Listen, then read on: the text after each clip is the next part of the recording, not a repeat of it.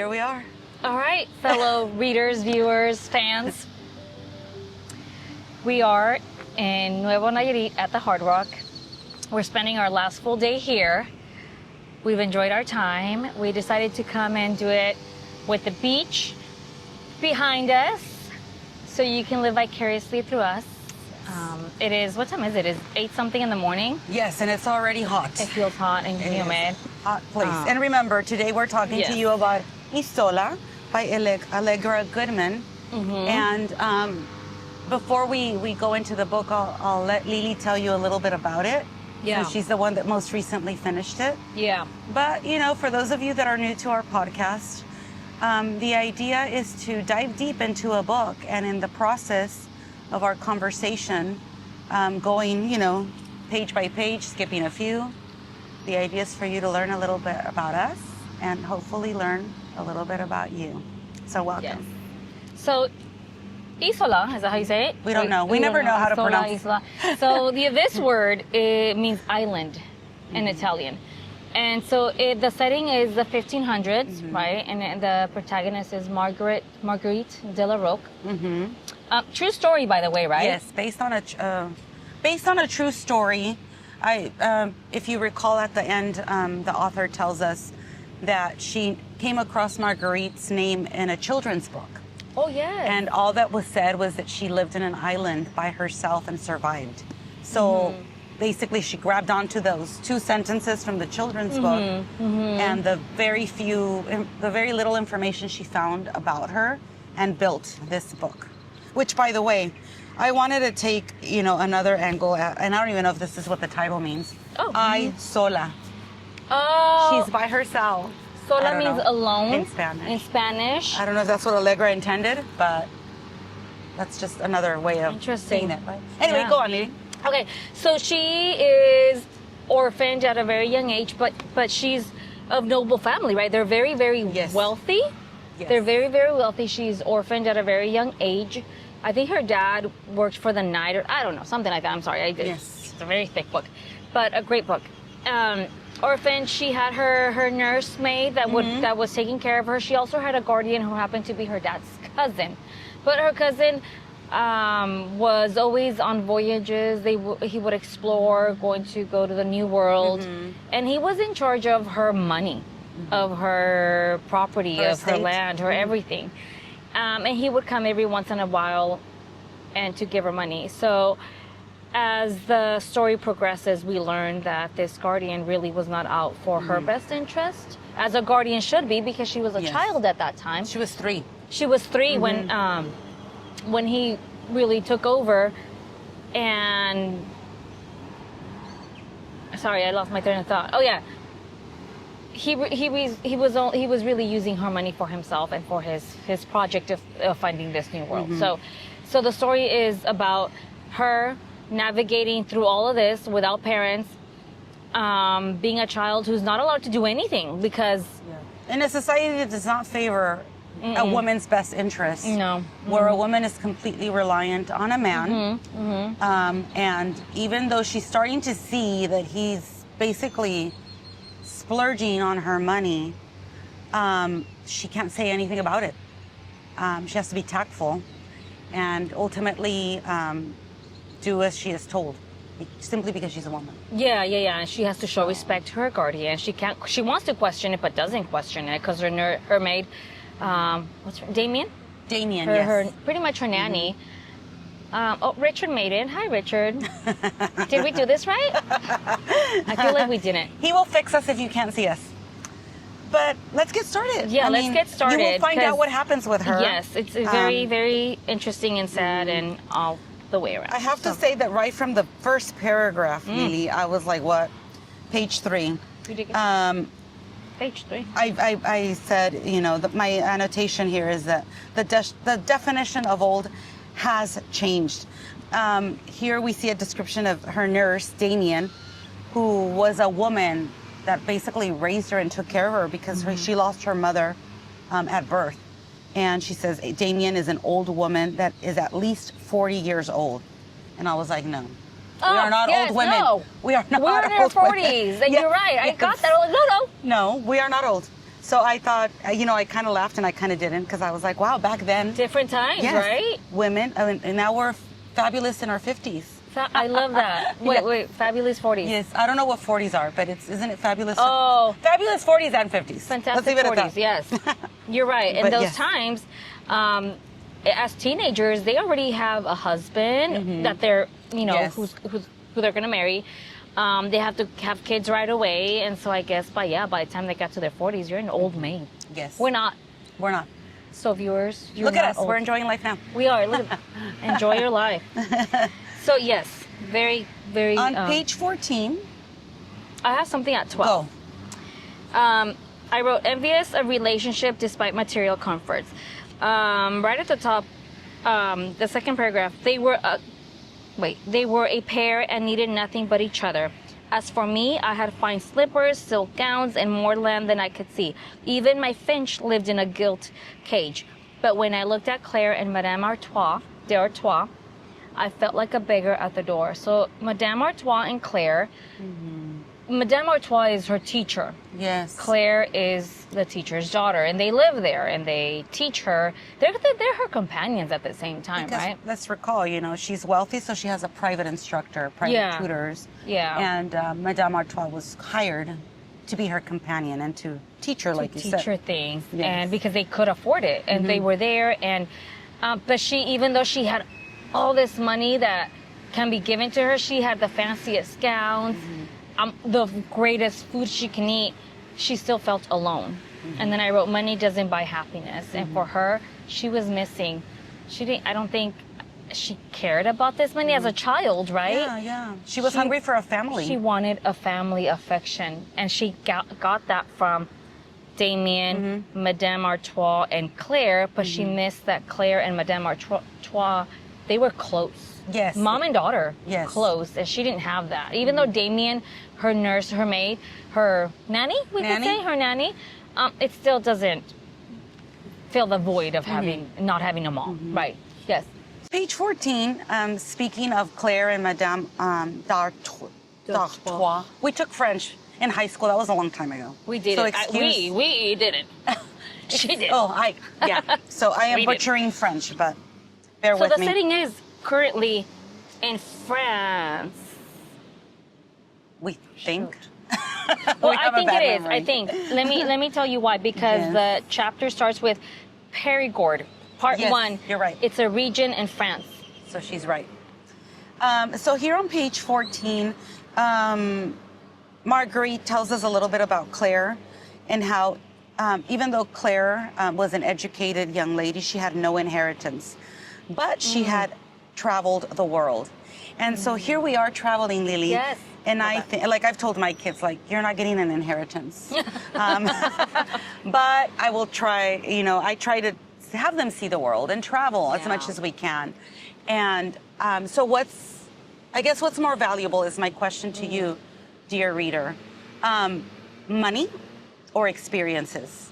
And I think we live in a culture now that values monetary tangible concrete things, right? Tangible concrete things versus experiences. Yeah. So it's just some food for thought, right? Yeah. We tend to buy things in the hopes that those things will fulfill us. Yeah. And do they really?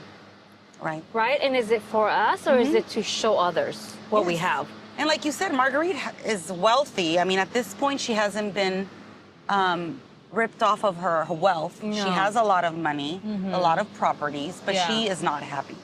She recognizes that Claire is better off than she is.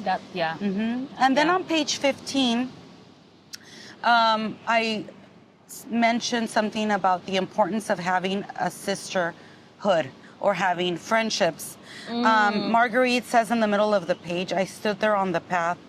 For a long time I considered, because I enjoyed having a question for myself. Not having sisters, I said at last. So she, again, feels lonely. She has no sisters. She has no friends. She has no one but Claire and Madame Artois, d'Artois and Damien.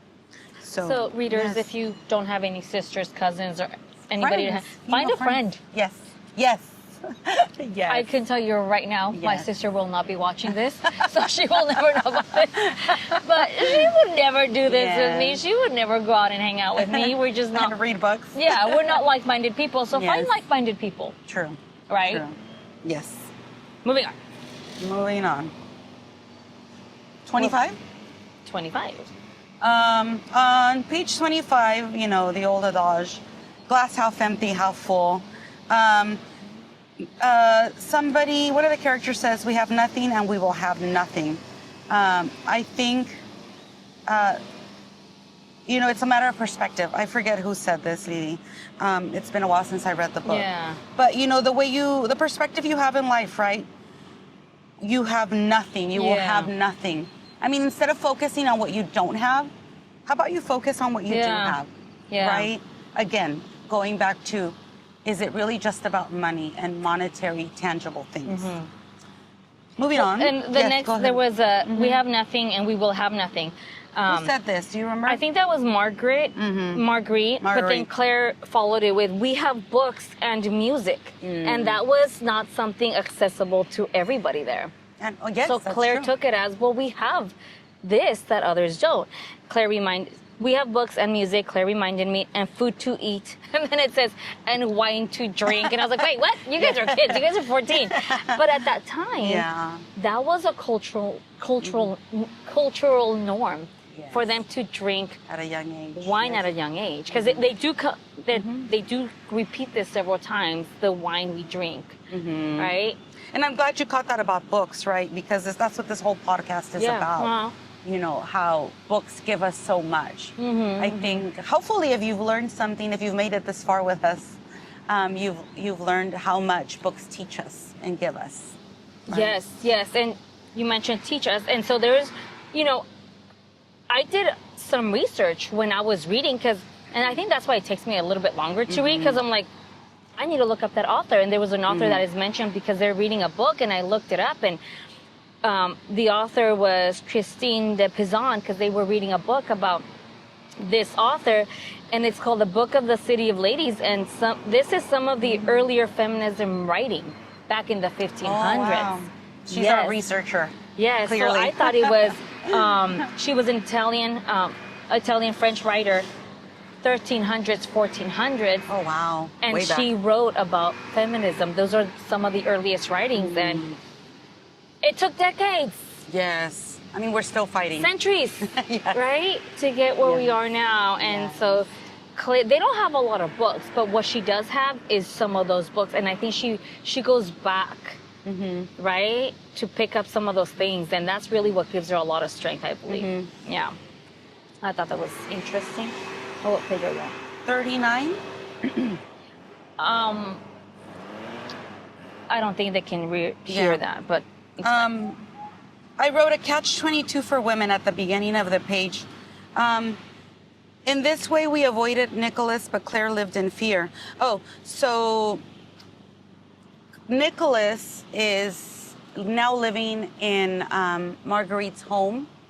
Her guardian, Roberval, has decided to rent her home, and she has moved Marguerite and her assistants into the guest house.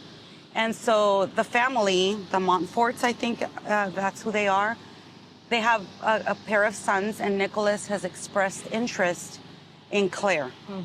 And they're very worried because basically by expressing interest, that means his intentions are to make her his lover.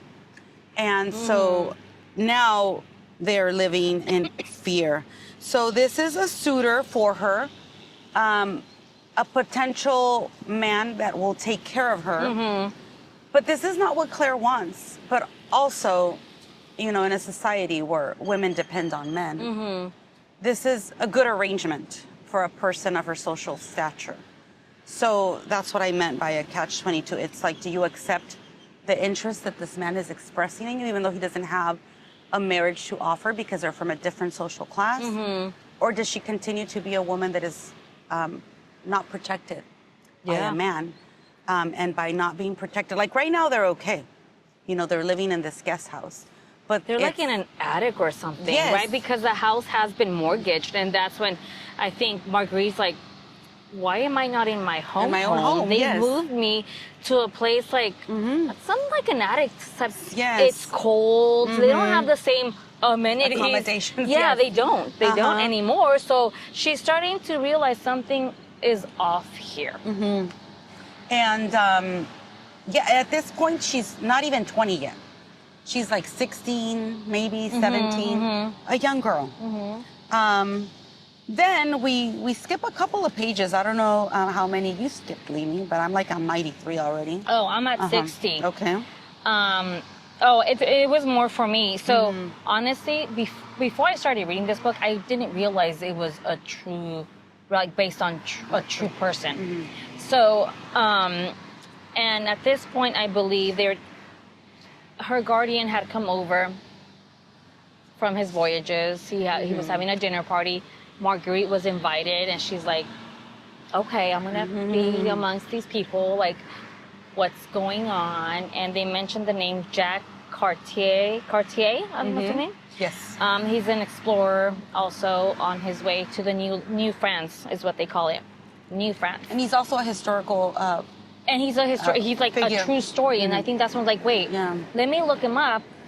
Only because I think they mentioned something about 3 ships. It was like, was this Columbus time? No, that was in Spain. But and that's when I realized, like, oh, this is actually, it actually happened. He was a real explorer, and yeah, I think that's where. Yes, that's where my basically.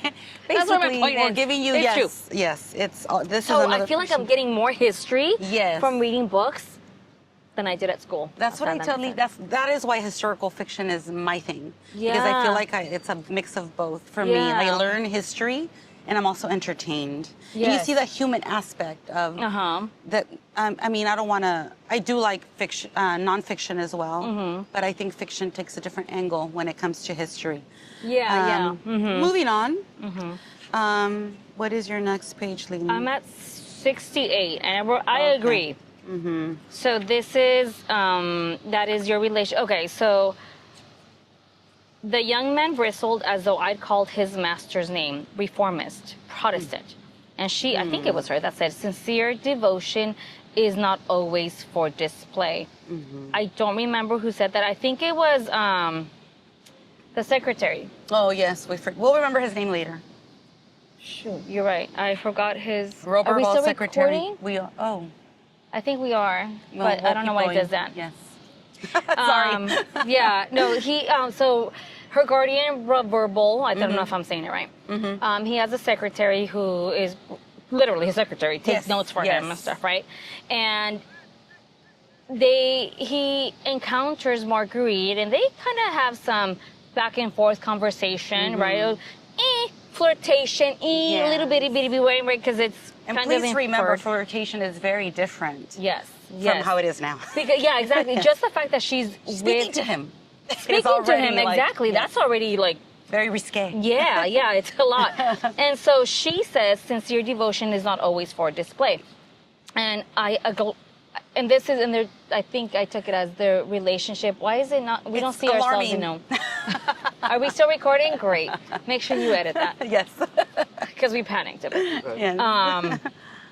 So I think that goes to say they're talking about religion, I believe. Right? They're talking because that's a big concept here. Yes. And that to me, I feel like I don't have to wear a cross. I don't have to have pictures to have that relationship with God. Like nobody needs to know me and my relationship to know that. Does that make sense? It does, because in this book, in this book, it seems that people have to make an excessive effort to display it. Right? And you'll see that again, the relationship with God is something that you have to determine. But we'll see that Damien, remember when they took things on the island, she took a portrait of the Virgin, and there's a lot of symbolism behind that that we'll get to when we get to that part of the book. But you're right. And then there's Roberval, who keeps quoting Psalms from the Bible. Yeah. And he's such an evil man. Yeah, it's like... And it's like, really? You know? Like that, he uses that as a blanket to guard himself and feel protected and justify the Yeah. decisions and the things that he does. Yeah. So we learn how people manipulate religion Yes. to justify their actions. their actions. And words. Yes. They interpret the word of God in a totally different way. Than how it's meant to be. Yeah, exactly. So that was my 2 cents on that. Page 72. Yes, go ahead. We are, good grief, I don't know what I wrote here. We are lucky. Why are we lucky? Okay. That very afternoon, I bundled my cloak into Alice's laundry basket as if I sent it out for cleaning, and I could scarcely sleep that night for thinking of the ocean, which I had never seen before. She's never seen the ocean. It's almost like she's in a landlocked city or landlocked state, right? Where she's at. But somehow she's dreaming of, or she's thinking of the ocean. I think Alice, who was also one of the maids in the house. So There's a lot of people. So at this point, she has lost her home. She has lost her friends, Madame d'Artois and Claire. She has ripped away. She has been ripped away from the only home she's ever known. Roberval sends for her. She travels for a couple of days, and she arrives at another home where she will be spending some time at. I forget how much, but she's been told that they will be traveling by ship to an undisclosed location. Yeah, go get them. And so she's afraid because she's never been on the ocean. She's never been on a ship. Hold on, sorry. Come here. They're the chairs. They're facing like the main pool. My visor is there. Oh, your visor. Huh? Where? In one of the chairs. What did you leave? I left a bag that Lily made me with calaveras, pink. Oh, yeah, yes, so and you'll there's see 4 it. chairs. I left wet ones. On this side, yes, facing No, the like pool. Like where we were sitting yesterday? no. Aquí, vete derechito. Oh, They're facing like the pool this In between way. the two pools. Oh, okay. Yeah. You better edit that. I'm serious. Yeah, I know. Are we still good? No, you're good. Yeah, okay. It does that just because the screen's going to shut off. But Okay. not the recording. Okay, perfecto. So I was done with that. So go on. Oh, yes. And so we are from Orange County, Yeah. California. And so we do have the ocean. lucky to see the right? beach, Just yes. like a 20-minute drive. And so I think of the people that live like in the middle, like, they don't have access to the beach and they've never seen it. What must they think? Yes. Or there's this little boy here somewhere. That we saw here, yes. And he's from Iowa. Yes. He's, maybe 4 or 5 years old. And I'm thinking, is this his first time visiting the ocean? We take it for granted, right? Yes. Well, yes. even Marguerite, who was so rich at one point, she had not experienced. She had the never beach. experienced it too. So she's never, but then she ends up. Yeah. Well, and centuries later, we're a different type of world. We're more globally connected. And Yeah, easier to get to. Yeah. Easier for people to get from Travel. point A to point B and travel. Yeah. So we forget how it used to be, I guess. Yeah, and how lucky, appreciate where we're at, right? Yes, always appreciate where we're at. Yeah. Let's yeah. remember that. Yeah. What do you have? I'm still at page 93. I don't know if you have I'm anything at before 90. that. Okay, go ahead. I feel like he was preparing for her what's coming with having memorized verses. So, like you said, he does a verbal, gives her a book of Psalms. And when he comes to visit, he'll call her, recite me a verse. Like he wants her to memorize these verses. Now, I wrote, she would tell him, in time of trouble he shall hide me. In his secret places he shall protect me. He shall set me upon a rock. Though my mother and my father forsake me, the Lord is my aid. Though I have fainted, yet I will be brave. And so I wrote that like he was preparing her for what was left. But in my mind, honestly, because in here, it does, in the little summary here, it does tell you she is marooned on an island after all her wealth is taken away. So I thought at this point that he's probably like, I'm taking your stuff, you're going to go to an island, and I'm gonna leave you there Yeah. just so he can take over. So I felt like he was trying to prepare her and like, okay, here, have some verses to keep you Yes. almost sane or something. And maybe you're right. Maybe that was his way, right, of saying, I have equipped her. But he didn't know. No, you're right. He didn't know. So at this point, we did it. He does do that because it tells you in the summary. But he is leaving her with nothing. Yes, he is leaving her. knows he's taking all her money, literally, right? So maybe at this point, this is the way he comforts himself, justifies what he's doing. Yeah, like I'm taking your money, but I'm giving you God I'm and giving you religion God, and yeah. faith and that's more important. Yes, yes. Right? Almost in a way. People are really creepy when they take on religion. Yeah. So on page 93, I wrote, Damien talks to Marguerite about grace. She reminds her about her father. She says, your father was the king's own knight. Your mother heir to half of Languedoc. Would your father kneel? Would your mother plead on her knees? Damien said this as if grace were power, but I knew better. So here, Marguerite is basically pleading. She does not want to go on this ship. She just wants to be left behind. And she's willing to humiliate herself in front of Roberval so that he can allow her to stay. And Damien is reminding her of who her parents were and how they would have never begged anybody. Yeah. Like know your place as a lady. As a lady, right? And she's learning that being a lady has not helped her this far. Yeah. So try a new tactic, right? And so Damien is like the character, I think, that keeps her in check in terms of like, this is who you are, but it's like the societal norms, right? Yeah. But sometimes they don't work. You know, you're in a situation where you can't. Yeah, because if you don't follow them, it's a survival mechanism now. Like, you can't.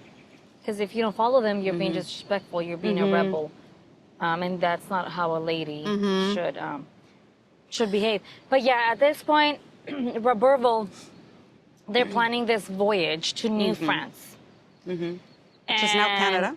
Which is now Canada, yeah. But why does he want to? He takes her along with Damien, and Damien doesn't want to go, right? I don't think we never What was the reason? Why doesn't he just leave her? I mean, he's already taken. Yeah. I think that is one of the mysteries. Like, he could have just left her, but maybe because he's so religious, he still feels like he has to protect her, even though he's protect her, even though he already took everything from her. Yes, that's the only explanation I can think of. Your hair looks really nice right there, by the way. Thank you. It's like the sun's hitting it. It's great highlights. I just had to point that out. We're a little bit vain. Just a little bit. Just a little bit. Page 102. And I'm just hiding all the sunburn. I mean, we've been here We're a few very days, sunburned, yeah. Yes. 102, Lily, are we good with that one? Yeah. I wrote, some people bring out the worst in us. Here we see an example of this. Let me just read to remember. Marguerite says, I was resigned, but secretly I raged and wished ill upon my guardian, that disease would carry him off or accident befall him. So she's like desperate right now. She's like, this man needs to die. Something needs to happen to him so that I don't have to, he doesn't force me to do this, to have to go on this boat to God knows where. And I thought, it's true. Like, I mean, we're not going to ask you this because we probably don't want to admit it. Yeah. But, is there a point where people do us so much harm that we are like, die already? Yes. Get sick. Dateline, Yes. 2020, all these shows. Yes. Prove that is true. Yes. So, yes. It comes to the point where you're like, I'd rather see you dead. Yes. That's where Marguerite is at now. But clearly that doesn't happen. He continues to live on. Yeah. And He doesn't fall. Yes, nothing happens to him. We wouldn't have a book if He doesn't get sick. Go on, Lily. I think you have something before me. 121. Yes. With much confidence or brave, you said you do not obey your master with your heart and mind. So this is Marguerite again with the secretary. Mm-hmm. What is his name? We'll this remember. is so sad. Yes. So he said, she's asking him, you said you do not obey your master with your heart and mind. And he said, yes. But why did you say it? He said, I wanted to explain, to answer truly, why did you confide in me? He's confiding in Marguerite. He said, because I love you and wanted to offer something, and I had nothing else to give. So this is the first time we hear of the secretary putting out his feelings or telling Marguerite, confiding his feelings, because that's not something that you do. Right? And they met, just to give you a little bit of background, they met in this second house where Marguerite was waiting when she had been told that they were going to go on this ship. So this is where she first meets the secretary. And in a way, I guess it's good that we don't remember his name, because it shows you that people were assigned roles and they didn't have a real identity. Like his role is to be the note keeper or the note taker for Roberval, and that is his only purpose in life. Exactly. And so we find out a little bit later on that he fell in love with Marguerite from the beginning. Yes. Whereas she was, for her, it didn't happen until they were actually on the ship. And I'm not sure if the part you read, it happened while they're already on the ship or before they board the ship. I think it's already at sea. Okay, there you go. They were already at sea. So they're already at sea. Yeah, they were already there, and they do. They meet by chance, like on the deck at night, but then they start going to the deck at night by themselves. Yes. And she does it because she wants to go see him. Yes. And I think Damien is starting to feel like, what are you doing? And let's remember, different times, right? Yes, like, you don't do that. She's a young girl. Yeah. She has a crush, like many teenage girls have crushes. Yeah. But you're not supposed to act on it. No. No lady acts on it. You No, don't. Especially with a man who is not of your social class. And so Damien is freaking out by now. Auguste. Yes, Auguste that's his name. Okay. Because there they you don't go. say it right away because they just call him the secretary, right? And it's not until later that he tells Marguerite, call me Auguste. There's his identity, right? Yeah. It wasn't relevant before, Yeah. and now it is. Yeah. And so I'm on page 124. Yes, go ahead. On the bottom. So after he says, I love you, she's thinking about that, like, what? And I underlined that. Only at night with Damien asleep beside me did I hear my own thoughts rushing back. In waves they broke upon me. The secretary loved me. And is that really the first time she heard someone say, I love you? Oh, that's true. I didn't even think about that, Lily. I mean, her mother was gone. Her father was gone. Yeah. Like, who has been around to love her or to even tell her? We know the importance of words, right? Yeah. Sometimes we do love people, but we don't say it. Yeah, yeah. So you're right. Was this the first time she ever heard it? Yeah. And I think one of the things I wondered, right, if these circumstances hadn't occurred, would she have ever known love? If Roberval hadn't forced her on this trip? Yeah. Like, what would her life have been like? And I think she realizes that it was worth it because she knew love. The whole journey, the way her life took this turn, unexpected turn, it was necessary for her to meet Auguste and to be in love. Because you don't marry for love at that time. Yes, that's of not. course. That wasn't a thing. Yeah. 134. You know that we are teachers, and I even think I've commented on this before. Penmanship is brought up again on this page. The secretary is looking at his pens, the ink, his notes. His job is to copy his master's letters, to keep accounts. He says, I wrote as beautifully as possible, and Roberval favored me. This is how he got his job. So he wasn't, I guess he wasn't educated, or he was being trained to have, to work with his hands. I forget what job he was being trained for. Well, because he stumbled upon his land because he left home or something, right? He was only a little boy. Yeah, yes. yeah. So he was almost like homeless. Yes. He got here, and how did he learn how to write so beautifully? I forget how, but he put, I guess what I was getting at was that he put effort into his penmanship, and that's what landed him this job. Yes.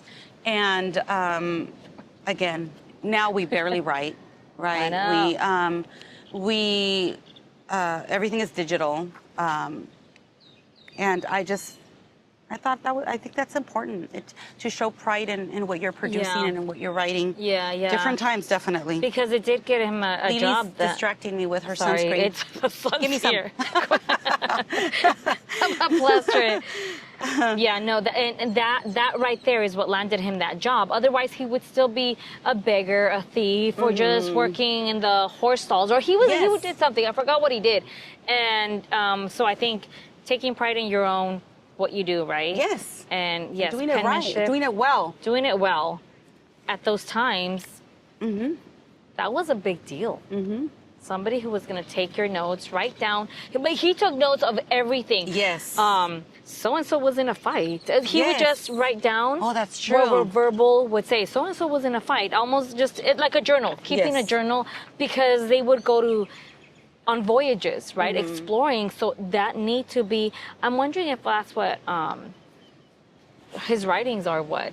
I'm wondering if he was a real person, a goose. He must have been. Well, he's based on a real, I don't know if he was a real, he was, because from what we learned at the end of the book is that she did have a partner that she was left marooned on that island with. Yeah.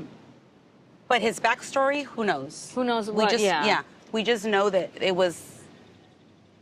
That was her partner. Whether I'm assuming he was a secretary of the real Roberval. But we don't know how much. I think most of it is fictionalized, to be honest, because from what she said, it was very little that she. Yeah, because I mean, what is who's keeping track of stuff like that, right? The writings and all that. So we're keeping track of our lives through our podcast. Yes. 138. 138. Sometimes at the bottom of the page, even though our instincts tell us not to do something, we still do it. So she tried to hold me, and if I had listened, I might have saved her and the secretary and myself as well. But I did not. I slipped from her embrace and left our bed. She's talking about Damien and how Damien would warn her, like, you're going to get in trouble, you're going to get caught. And she would not listen. And again, my comment refers to sometimes your instincts tell you, right? Yeah. Don't do this. You're risking a lot, but you still go ahead and do it. But even though Marguerite didn't tell Damien what she was doing, Damien knew. She knew what was happening. Yeah. She was a smart 40-year-old. A young 40-year-old. A young 40-year-old. I forget. Yes. I was like, because they make it seem like she was an older lady. Yes. 141. Roberval is a manipulator. Yes. I said he's nice, but then he's also evil at the same time. Yes. Because Auguste, there is his name. He talks about what his master taught him, and how he gave him clothes. He taught him to be a gentleman. Basically, he would not be where he's at without him if it hadn't been for Roberval. So it's almost like he does all these things so that people will be loyal to him and grateful to him. Yeah. But then he also mistreats them, as we will find out, what he does to the secretary, to Auguste, when he finds out that he's in love with Marguerite. Yeah. I mean, why does he care? He didn't even want her. Like, let her be. Oh, okay. So I wonder if eventually he did want her as his lover, because why else take her? There is an implication there. She is concerned she is concerned that is his intention. Yeah. I think it's mentioned in the book because he hasn't married her off. He didn't save up enough for her dowry. He doesn't have a wife. He doesn't have a wife. So yes, maybe I think that was mentioned. Right, maybe. But he doesn't admit it, obviously, because he's such a good Christian. He's quoting Psalms all the time. I wrote on page 143 that Roberval finds joy in torturing her, going back to what a crazy man he is. At first, I felt released from lessons and questions, but gradually, I sensed danger in this silence. Anxiously, I gauged my guardian's mood. So she goes from being grateful to being scared. He has all these tactics, like the silent treatment, to keep her on guard and in check. Yeah. And this is how he operates with everybody.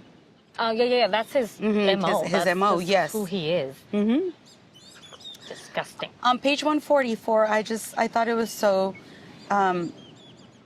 This is the first time she sees a whale, and she describes a whale, and I just thought, how different from how, I don't know, how you would describe it, but she says that she saw a shadow, and that it was a black fish the length of our own vessel, and then she says that it was large enough to swallow all of us. The jaw gaped like the gate of hell, huge, cavernous, rimmed with jagged teeth. She called it a monster, and I would never. No. I'm thinking this is an orca whale. Yes. The way that she describes it, again, something that you've never seen before, and now, like we were saying before, we're such a global. We're so interconnected. Yeah. Even if you haven't seen a whale in person, many of us have learned of it, seen it on YouTube videos. Exactly. Yeah, and, you know that it's not a monster; it's a living creature, and it's a habitat, natural habitat out there, right? Yes. On page 145, I just want to read this quote to you because I really liked it. She says, "Some evils are visible and some lurk beneath the waves. We have seen whales swim away, but what faults do we carry with us?" So it's almost like Roberval is like, she's talking about Roberval here, right? How there's evils that lurk beneath him. He's not that transparent. We already talked about the type of personality that he has. Yeah. Moving on page 146, I wrote in the middle of the page, Marguerite suspects about or knows about Roberval's plan. I knew that, like the black fish, Roberval might destroy me, except he did nothing in an instant. Even now, he preferred to break me slowly. Yeah. So she's starting to see his true intentions. Yeah. Because it's not like he tells her right then and there. Mm-hmm. It's like he lets her go, like dismisses her from dinner or something. She's like, okay, I expected him to yell at me or say something, but doesn't, does it? Because he knows something is brewing up here. So he's right now at this point already suspecting that there's something going on, right? Mm-hmm. Is it because other men or the other people traveling with them, right? Yeah, they're... From what I remember, I think they were the only females. They were the only females. Yes. Yeah. Further down the page on 150, I just wrote how we have caused so much damage in nature. In the name of the King and by God's grace, we will rule this land and govern it. He was quoting scripture when he said this. He said, we will reign over the fish in the sea and the birds in the sky and the animals upon the ground. And this is the way we continue to operate as a human race. We continue to conquer and to think that the world belongs to us. And we have, we can see it everywhere. Yeah. We have caused so much destruction. It's such a shame that we continue to do this today. And this, it is sad. It's very sad. Yeah. On page 156, I call Roberval a sociopath. Rage did not suit him. Fury gave too much away. And so he mastered himself as he mastered others. He knew his strength was mystery and his power diffidence. Therefore, Roberval said nothing as he boarded the ship's boat. His men took up their oars, and he cast his silence over us like mist. What is he, a sociopath? I think so. I think so. So page 160,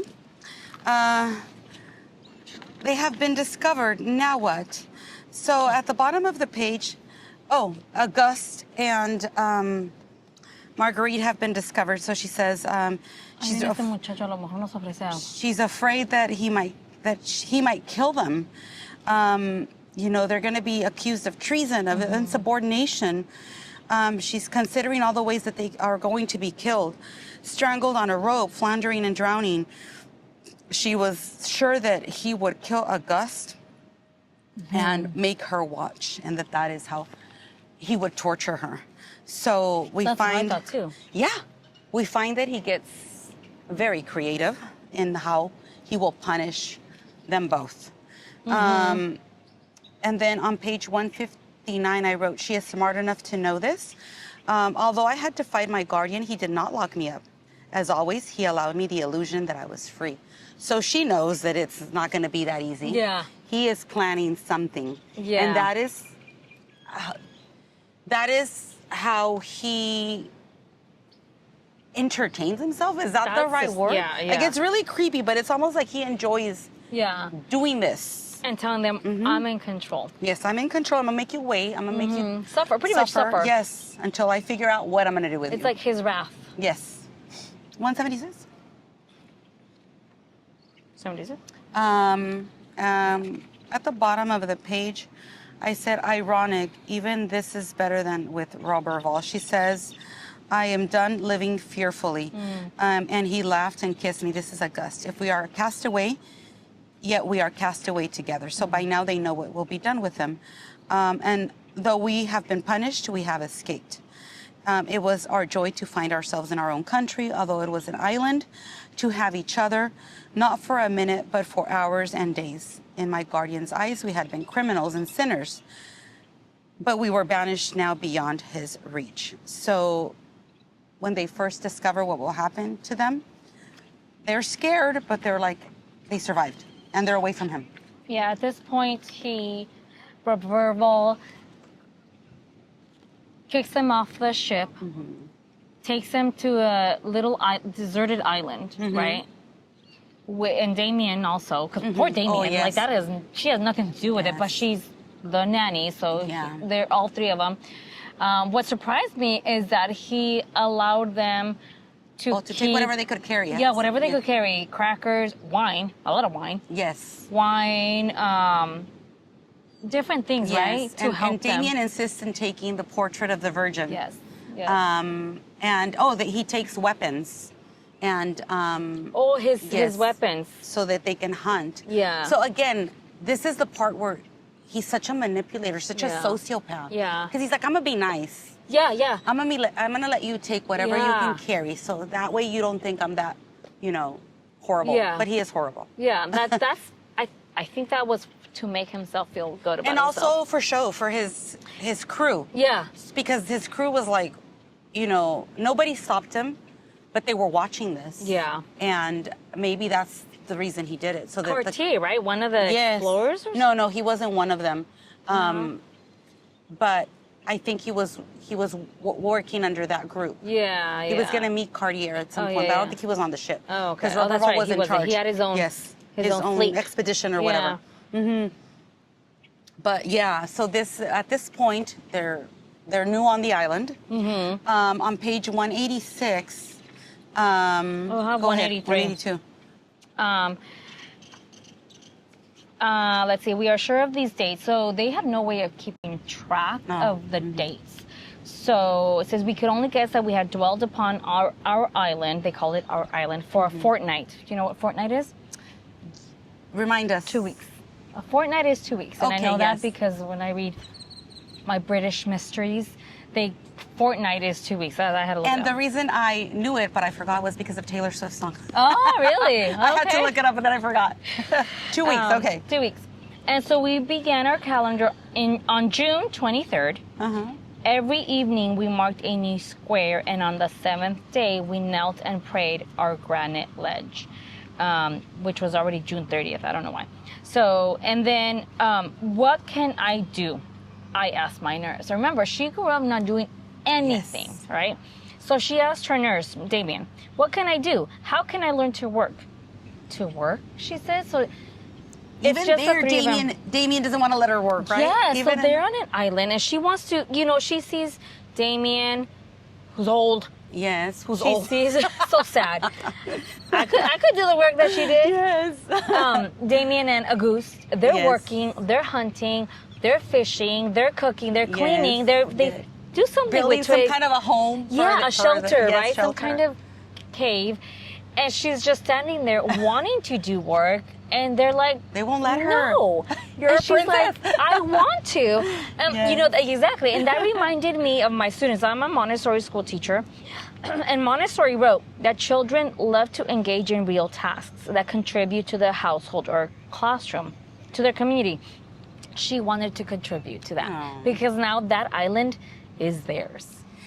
And we also learn, right, the importance of learning to do these tasks. Yeah. And the value of labor. And, we value education, but we also, it's equally important to know how to do these tasks that are necessary for survival. Yeah. I mean, she really couldn't do anything. She didn't know how to do anything because they didn't want to teach her because that was not. I just thought it was funny that even they're refusing to allow her. Yeah.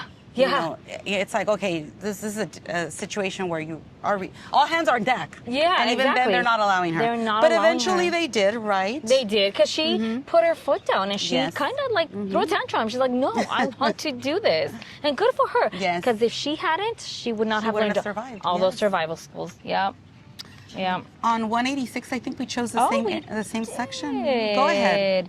I underlined. Then Damien said, "I warned you, but you never listened. And are you glad now?" I sobbed, "Do you feel justified?" And I wrote, "Sometimes parents just need to let their kids see things through." So Damien warned her about something. So I have it here. Oh. They had seeds, and she insisted on planting them, and Damien was like, "Nothing's gonna grow here." But she wanted to try, and she was so excited, and she did see the little spurts grow, but then eventually it didn't Yeah. come to fruition. Yeah. And she's very disappointed. And like you said, sometimes, all you can do is try. It would have been worse to not try at all. Yeah, exactly. At least she tried it. Yeah. And that was kind of her project for a while. They wouldn't let her do other things, so she's like, okay, I'm going to plant a garden because they wanted vegetables. I think it was lettuce seeds. Yeah. I don't know how many seeds they had. It wasn't a lot. They were able to bring them down Yes. from the ship. Yes. And from what it sounded like, it was a very beautiful garden because seedlings started growing and they were so happy because they were going to eat Yes, something different. something different than just meat, Fish right? and Whatever they birds, hunted. But I think soil was very shallow. It's an island, right? It's an island, It's like yeah. planting Yeah, something in the here and there. sand. Yeah. It's not going to happen. No. Well, the palm trees are there. Yeah, that's true. Yeah. But Clearly we don't know about plants. the heat Yes. scorched them. Yes. And so Damien told her, but she just let her do her thing, Yes. right? And sometimes as parents, you have to be like, okay, Let people, yes. learn. from Page your mistakes. 187, you see the best or the worst in people during challenging times. So here, August says, if we are unlucky, we are also fortunate.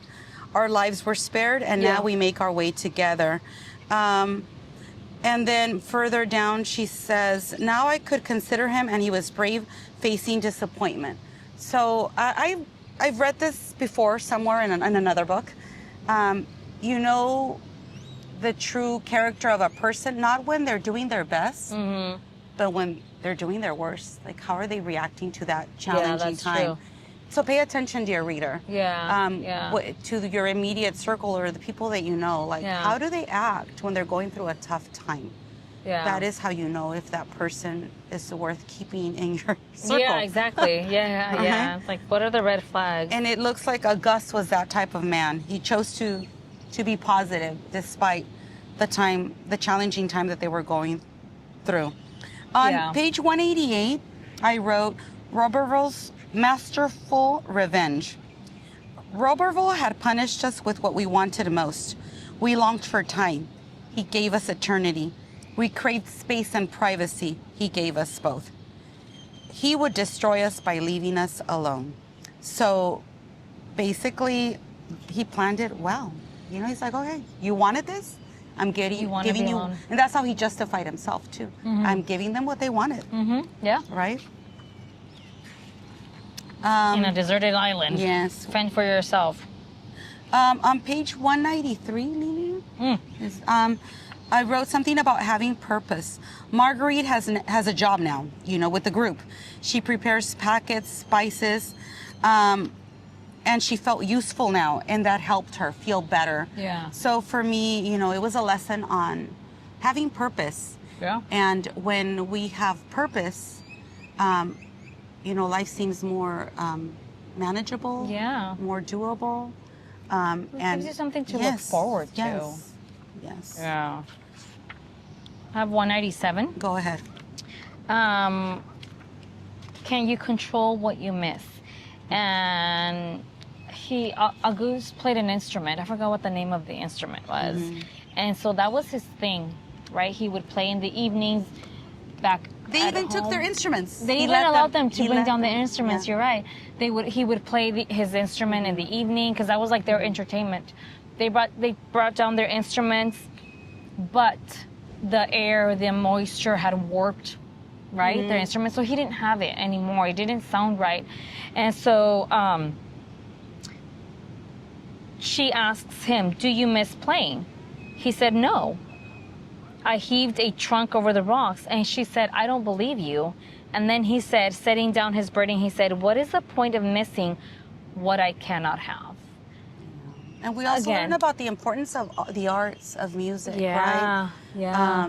How they don't have that in this island, and it makes you appreciate that aspect of civilization. Yeah, really. You know, music and the arts. Yeah. So can you control something? You know, he knew how to play, but he said, "What's the point of missing something you cannot have?" And that's his positivity again, right? Why dwell on it? I miss it. That's not going to help them in that situation. Exactly. So I learned from him. I did. Yes. Yeah, he was a good character. 198. Go ahead. The wishes changed. A quick story. So right here, you know, come and rest, he said, and we sat together on the trunk. There I leaned against him as he told his wishes. His wish for her was a good house for you, windows and doors, a table and chairs with backs, a kitchen and a cook, stables full of horses, and all your lands restored. And then she said, "But that would mean we were at home again." I said, "What would you wish for here?" Right? He was wishing something, well, she already had, but they weren't there anymore. They were on an island. So what can you wish for on an island when you really don't have anything, right?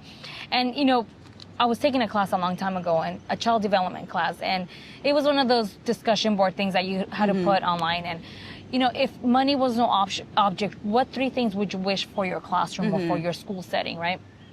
I was the first one that posted. I mean, I feel like I'm very blessed to be where I'm at because we have a lot. We have a lot. They give us whatever we want. We have a good building, right? And a good campus. And so one of the things that I put, I would wish for a koi pond in our garden, right? For the kids to look at, very serene, very zen. Then I started reading what everybody else was posting. Other people were posting that they wish they had a sink in their own classroom, or they wish they had a bathroom in their classroom. Well, I already had that, and then I felt like, oh shoot, my wishes are different than others, even though we're all teachers. And then it made me feel like, oh man, my wishes were different than theirs, and I felt embarrassed, like, oh, what must they think of me? I want a koi pond, but then they want something basic necessities, right? Yes, survival, just to meet the basic needs of the children. And I just I feel like she was being more what's the word, more like realistic. Yes. Well, what do you wish for here on the island? Because that's where they were. And they talk about things like lettuces and beans and orchards and apple trees and plums. You know, the things that we take for granted, again, in civilized society. Yeah. All the fruits that we have access to. Yeah, exactly. 205. I wrote that Marguerite is so naive. I have to remember just how young she is as I'm reading this book. Women have endured hardship during pregnancy always. So she's talking to Damien. By now, I guess she is pregnant, right? She finds out she's pregnant. And Damien tells her there are many born at home to mothers who must work and scramble. So she's like, how am I going to have a baby here? And Damien's telling her, it's happened all the time. Yeah, exactly. You come from a wealthy background, but women have babies with no help. It happens all the time. Yeah. So you're going to be fine. Yes. You're going to be She's very lucky she has Damien. Yes. Oh, yes. Yes. And a goose. Yes. Right? Yes. For sure. Page 207. Animals, I wrote, are more connected to nature than we are. So she says that they wake up, it kind of caught them off guard. They wake up and the world is white. There's snow everywhere. And she had mentioned that the birds had left the day before and they had chosen the last day to leave. so the birds know their environment. And they're like, it's going to start snowing, so they take off. Yeah. And they had noticed that, and they were wondering, why are these birds leaving? They were very in tune with their environment and the island. And now we will be reading about what they had to endure in this extreme cold weather. Because it's Canada. Yes. At this point, the New And World. I mean, she says that the ocean froze. Yeah, that that's is how cold it crazy. is. Yes. It's like close to the Arctic, I'm going to assume, right? Yes. That these islands are that far into the Arctic. Yes, that's what it sounds like. Page 235. Especially, I think we have the same thing. Oh, we have the same thing, I think. So Marguerite rebels against God for her losses, but then she thinks of Damien, right? She says that her grief shook her. I, who had thought only of my own, if I had been wounded, why did I wound her? If scripture would not comfort me, did it follow that it could not comfort her? How cruel I had been to deny Damien. What had she ever done but love me? Forgive me, I said. We will read together. Oh, because Damien wants her to read. They took a book of Psalms. Yeah. The book that... The New Testament. Yes. This is the New Testament. That Roberval would make her recite. He was gracious enough to let her take a copy. Yeah. And Damien doesn't know how to read. And she wants Marguerite to read to her. Oh, it was August's right? New Testament. Somehow it was August. It was it was his. Okay, so by this point, Yes. very sad. By this point, August, they had been talking about how their son, right? Because they said they were going to have a son, their baby. He was going to be tall like him and look like her or something like that. But he ended up having a fever, stomach cramps, stomach pains, and Auguste died. And so she's feeling like, why bother reading, right? Why am I going to... God has forsaken us. Yes. And Damien, who's so into her faith, is like, no, please read to me. And she's like, for what? Yeah. Right? And so I put, and she finally, Damien does tell her, it is that I cannot read myself. And I was like, how sad, right? For someone who loves scripture, who wants it. She knows it, but it's not because she read it herself. It's because someone read it to her. And I just wrote the impact of being illiterate, right? Yes. The powerful, we teach kids how to read at an early age, but what about those that never actually get there? They're missing out on so much. And well, it makes you dependent on others, right? Exactly. And I feel maybe now it's a tiny bit better with audibles, and right, you still kind of have access to it. But if you can't do it yourself, like you're walking down the street and there's a sign and you can't read it, right? It just, back in the 1500s, they just had each other.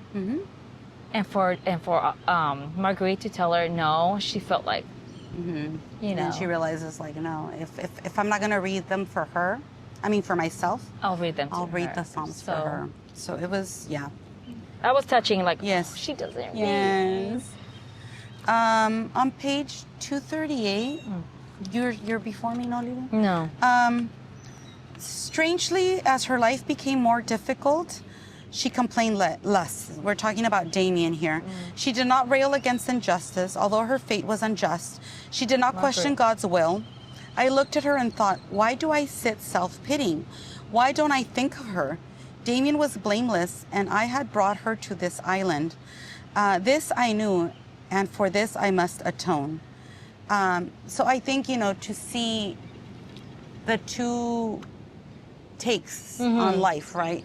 You see Damien, who has a lot of faith in God and how she's holding on to her faith, and that is helping her survive on this island. And then you see Marguerite, who has lost all faith and is in despair.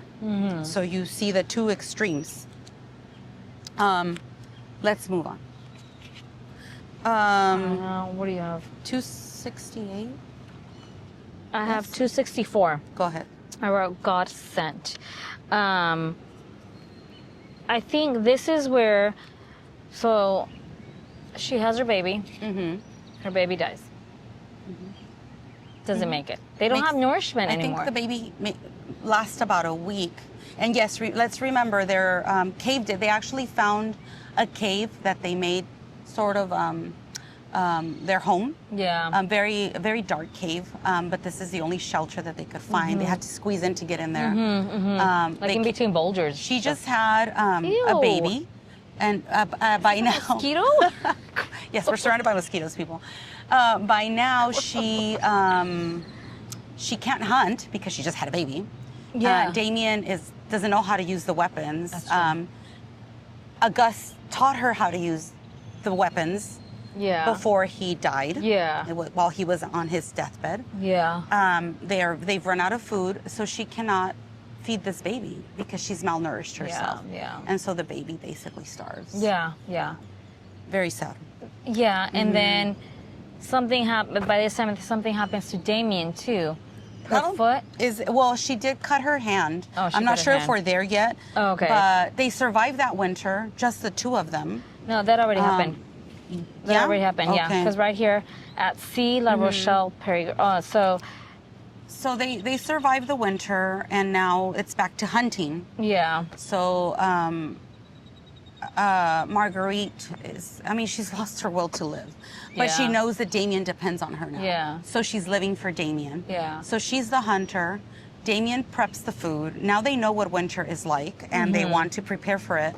And Damien is preparing fish. She's slicing it up, salting it up, and then she cuts her hand, and then she gets an infection from that, and then she also dies. Yeah. And now it's just Marguerite. When there was right after Auguste died, they had to take him out of the cave.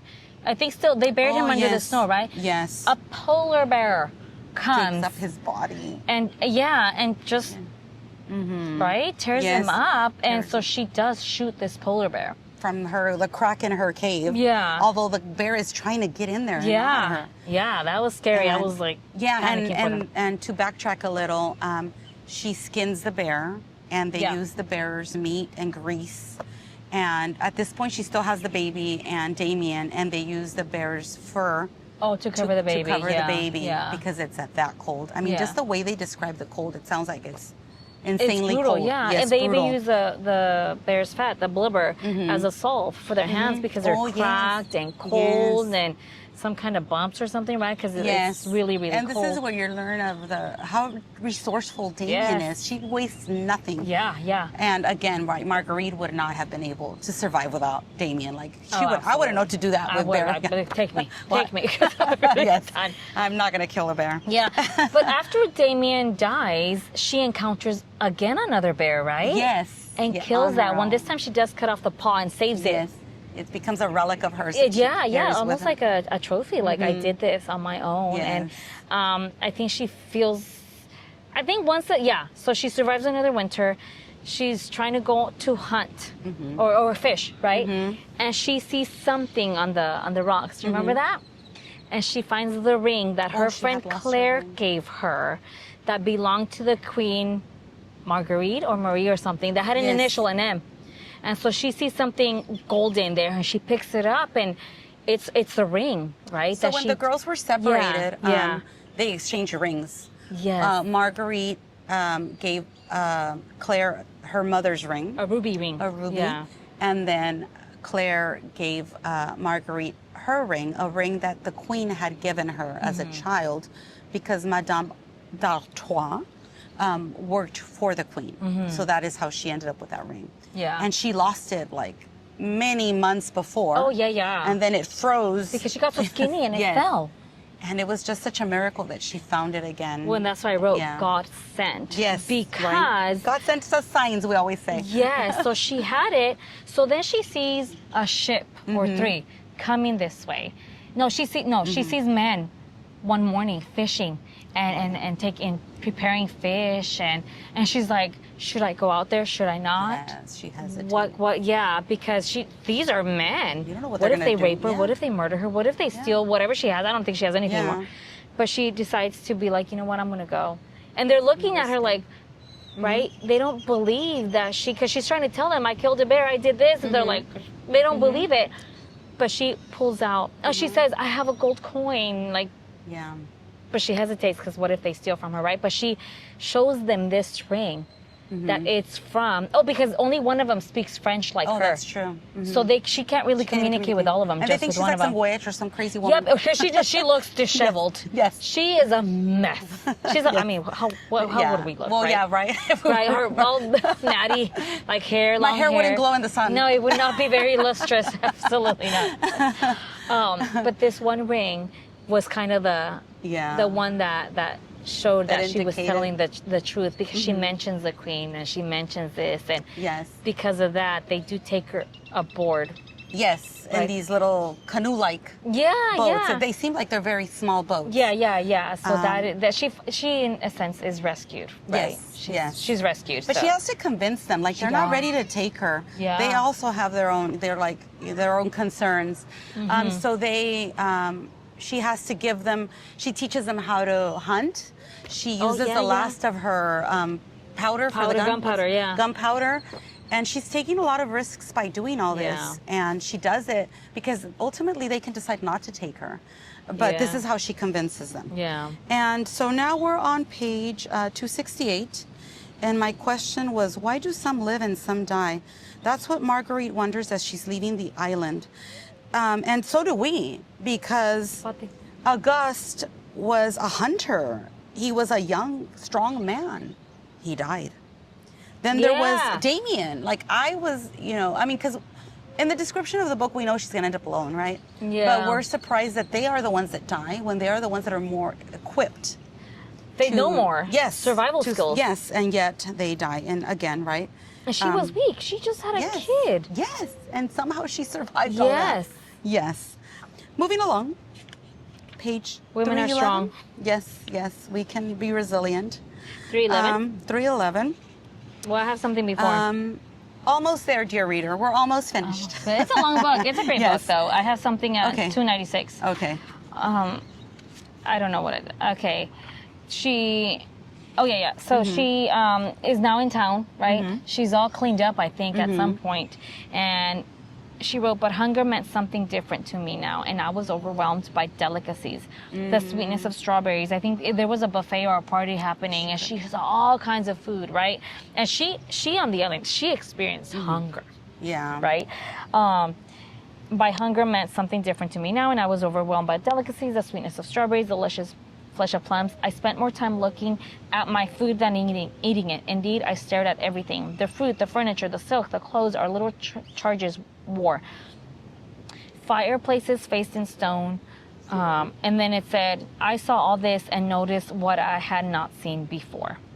And it's now she has a different perspective. Yes. Right? Because she came back a different different woman. Let's recap what happened. So they take her back, and she says, "Take me to." We forget his name, but this was one of the men that was on the ship that seemed to be empathetic. Portier. No, I don't think it was him.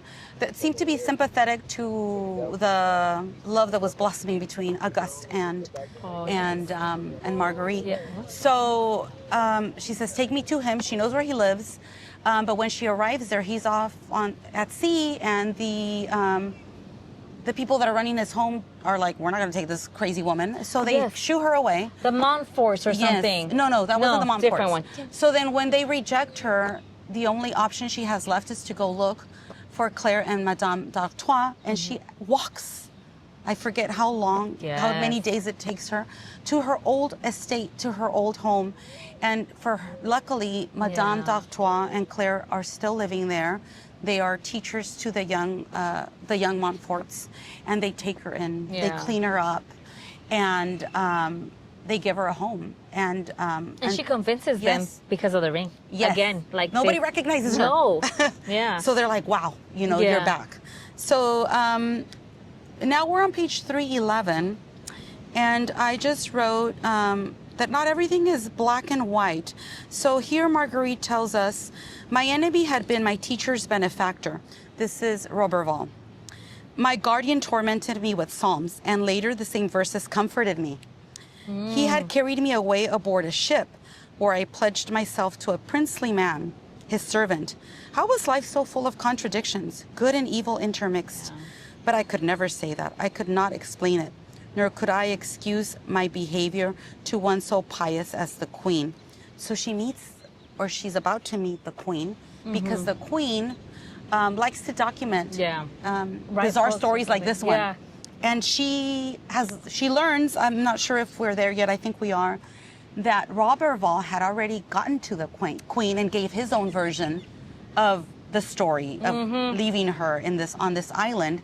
So now, and of course it's his version, trying to justify himself. Yeah. So now she has to convince the queen that it's a different version, but she does not want to contradict the queen. Right? Yeah, exactly, because it was already written down, and she does get offended. The queen gets offended, like, you're questioning me, yes. right? Even though it happened to you, you're questioning me, contradict what I wrote. Yeah, exactly. yeah. So page 326, I just wrote about the importance of telling your story and fake news and how the powerful control the narrative, right? Yeah. Again, what we were just saying about the queen. Yeah. She says, Marguerite, if I had been wise, I would have acquiesced. If I had been prudent, I would have remembered not to argue with a queen. But my guardian's injustice burned, and hearing this lie, I could not control myself. She says, no, it was not. I fired my gun. I stood upon the shore where Roberval's ships were close enough to hail. So she said she saw Roberval's ships on their way back, but they decided not to rescue them. They left them there. Yeah. So she, Roberval told something different, and she has to correct her, and in this way contradicting the queen. But she does it, and lucky for her, the queen compensates her. Yeah, she does. For telling her version of events. So on page 329. The queen says, I have felt as you have. I have doubted and despaired. I have known my soul to be wicked, and I have searched in scripture for the comfort that you found. I have been alone, bereft, but I know now that in solitude we find our way, and in learning and in God's word. Do not be surprised, she added, to hear that I have also searched for truth and certainty, and I have found them rare and more precious than pearls. So what I saw here is that even a queen has despaired. So regardless of social status, women have despaired. Yeah. Right. Then, of course, because we're educators, on page 330, the queen talks about education. So she wants to compensate Marguerite for all her suffering, and she asks her what she wants. And Marguerite wants a school. She says she wants to establish a school where she can teach orphans to, the queen says, are you going to teach them to sew and spin? And she says, not only that, but I want to teach them how to read and write. And the queen says that this is impractical. Yeah. What do they need to know about reading and writing? They should learn housewifery. And the queen continues, like, well, how would it serve girls to learn to read? The queen is finally convinced. Further on, she says, is it right to teach the poor alongside those born better? And she answers, are not the poor blessed? And won't they share the kingdom of heaven? And she continues her arguments, and she allows her to open this school. She decides to fund it.